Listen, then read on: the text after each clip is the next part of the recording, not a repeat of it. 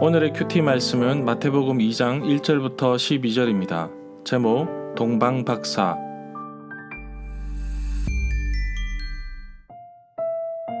먼저 앞뒤 문맥을 살펴보겠습니다. 마태가 유대인들을 대상으로 이 땅에 구원자로 오신 예수 그리스도를 알리기 위해 먼저 족보를 인용하였습니다. 히브리인들의 대표자라고 할 수 있는 아브라함의 후손으로 와서 다윗 왕가를 거쳐 성령으로 잉태되었음을 증거하고 있습니다.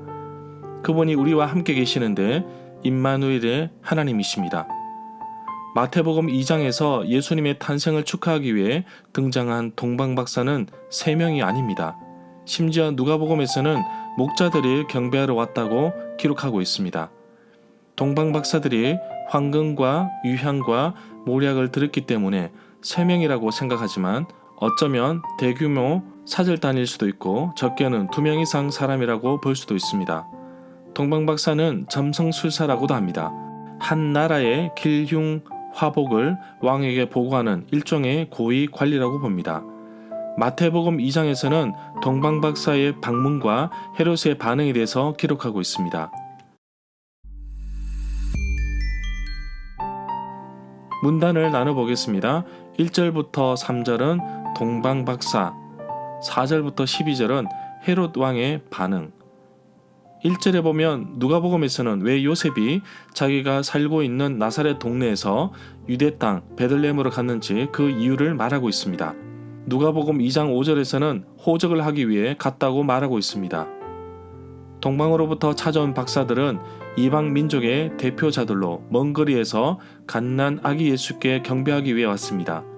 이렇게 먼 길을 찾아온 이유는 고대 문화와 사회에서는 미래의 이상적인 통치자에 대한 기대가 있었기 때문으로 봅니다.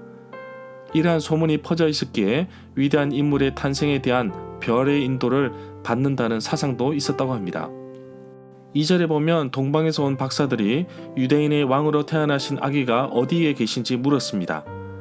동방에서 찾아온 박사들이 그의 별을 보았다고 말하고 있는데 그의 별은 유대 메시아 탄생을 하늘에 알리는 것으로 보았기 때문에 박사들이 찾아온 것으로 봅니다. 민수기 24장 17절 중반절에 보면 한 별이 야곱에게서 나오며 한 규가 이스라엘에게서 일어나며 라는 구절이 있습니다. 결국 별은 하나님께서 인도하시는 수단이었다고 볼 수도 있습니다. 6절에 보면 또 유대 땅 베들레헴아 너는 유다 고을 중에서 가장 작지 아니하도다. 내게서 한 다스리는 자가 나와서 내 백성 이스라엘의 목자가 되리라고 하였습니다. 이 구절은 미가 5장 2절을 말씀을 인용하였습니다.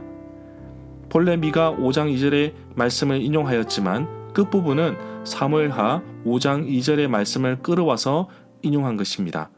사무엘하 5장 2절 하반절 말씀입니다. 내가 내 백성 이스라엘의 목자가 되며 내가 이스라엘의 주권자가 되리라. 11절에 보면 동방의 박사들은 아기가 있는 집에 들어가서 아기가 그의 어머니 마리아와 함께 있는 것을 보았습니다. 아기에게 무릎을 꿇어 경배하였습니다. 그리고 그들이 보물 상자를 열어서 아기에게 황금과 유향과 몰약을 예물로 드렸습니다.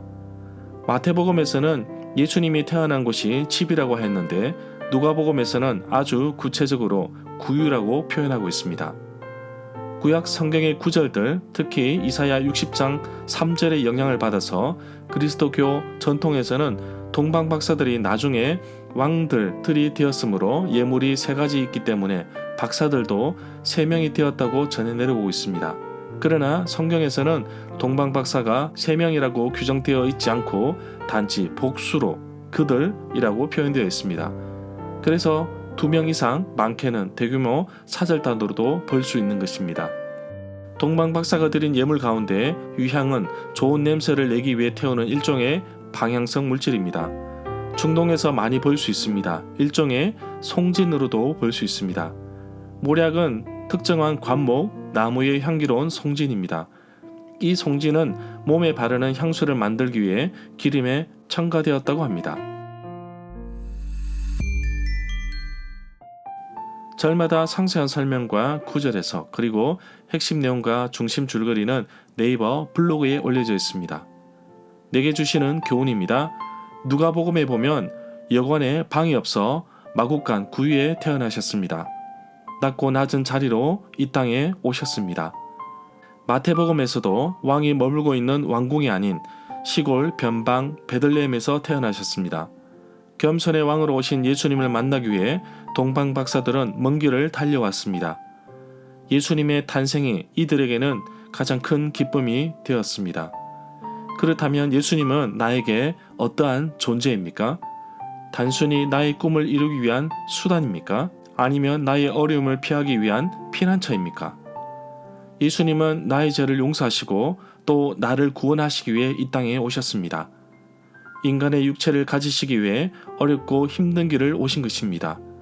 가장 높은 자리가 아닌 낮은 자리로 오신 것은 나와 함께 하시기 위해서 겸손의 모습으로 오신 것입니다.